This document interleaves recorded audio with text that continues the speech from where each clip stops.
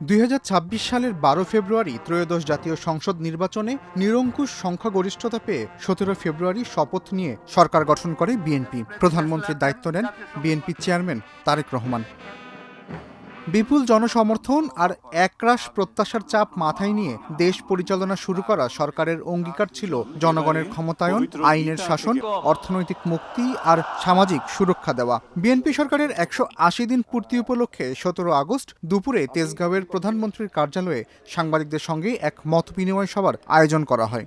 আজকে আমাদের 180 দিন বা 6 মাস পূর্তি উপলক্ষে যে আয়োজন, সেটাই কিন্তু জনগণের প্রতিনিধিত্বমূলক যে সরকার ব্যবস্থা, যেখানে জবাবদিহিতা থাকবে, স্বচ্ছতা থাকবে, দায়বদ্ধতা থাকবে, সেটিরই প্রতিফলন।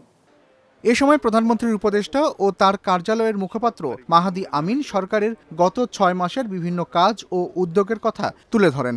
এ সময় তিনি বলেন, সরকার বাক স্বাধীনতা, আইনের শাসন ও মানবাধিকারের ক্ষেত্রে সর্বোচ্চ মানদণ্ড স্থাপন করেছে।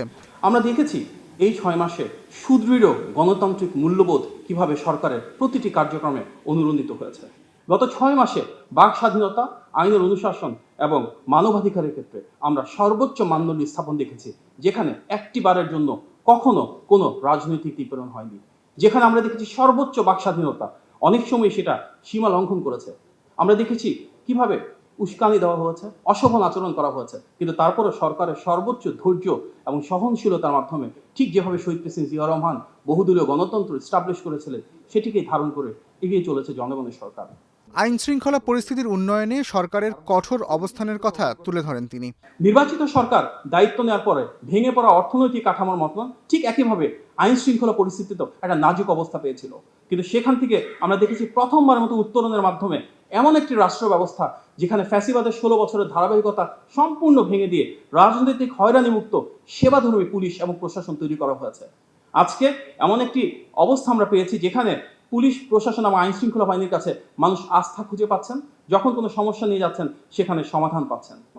দেশে বিভিন্ন অপরাধ সংগঠনের ক্ষেত্রে নারী এবং শিশুদের হত্যা বা ধর্ষণের প্রতিটি ক্ষেত্রে আমরা দেখেছি সরকারের কঠোর অবস্থান, এবং ইতিহাসের দ্রুততম সময়ে অনেকগুলো ক্ষেত্রে আমরা রায় ঘোষণা দেখেছি, নতুন নজির। ইতিমধ্যে বাংলাদেশের স্থিতিশীল আইন শৃঙ্খলা পরিস্থিতির কারণে যুক্তরাষ্ট্রে ভ্রমণ যে সতর্কতা থাকে, সেটি 3য় থেকে 2য় ধাপে উন্নীত করা হয়েছে। মতবিনিময় সভায় জুলাই সনদ নিয়ে এক প্রশ্নের জবাবে প্রধানমন্ত্রীর তথ্য ও সম্প্রচার উপদেষ্টা জাহিদ উর রহমান বলেন, নোট অব ডিসেন্ট বাদ দিয়ে সনদের প্রতিটি শব্দ বাস্তবায়ন করবে সরকার। বিএনপি রিপিটেডলি বলেছে সংসদ ভবনের প্লাজায় যেদিন স্বাক্ষরিত হয়েছে তারিখটা সম্ভবত 17 বা 18 অক্টোবর তারিখ বলে বিএনপি বলে যে ওই তারিখে স্বাক্ষরিত জুলাই সনদ বিএনপি বাস্তবায়ন করবে।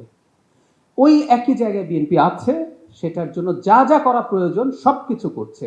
ওটার মানেটা হচ্ছে ওখানে বিএনপির কিছু জায়গায় নোট অফ ডিসেন্ট ছিল। ওই সময়গুলোতে আমরা প্রচুর মিডিয়াতে কথা বলেছি। বিএনপি নোট অফ ডিসেন্ট নিয়ে অনেকের আপত্তি ছিল, অনেকের সমালোচনা ছিল, কিন্তু বিএনপি এই কথা কোনোদিন জানাতে কার্পণ্য করেনি যে এগুলো তার নোট অফ ডিসেন্ট। সে জনগণকে জানিয়েছে যে এগুলো সে করবে না, দ্বিমত প্রকাশ করছে। সো ওই নোট অফ ডিসেন্ট বাদ দিয়ে জুলাই সনদে আর যা যা আছে সবকিছু বিএনপি বাস্তবায়ন করবে। এর মধ্যে একটা বড় আলোচনা হচ্ছে সংবিধান সংশোধন নিয়ে। আপনারা জানেন এটার জন্য একটা কমিটি তৈরি করা হয়েছে, ওইটার প্রথম বৈঠক হয়েছে এবং এটা চলমান থাকবে। সাংবাদিকদের আরেক প্রশ্নের জবাবে প্রধানমন্ত্রীর রাজনৈতিক উপদেষ্টা নজরুল ইসলাম খান বলেন, জনপ্রশাসনকে ঢেলে সাজাতে শিগগিরই জনপ্রশাসন সংস্কার কমিশন গঠন করা হবে।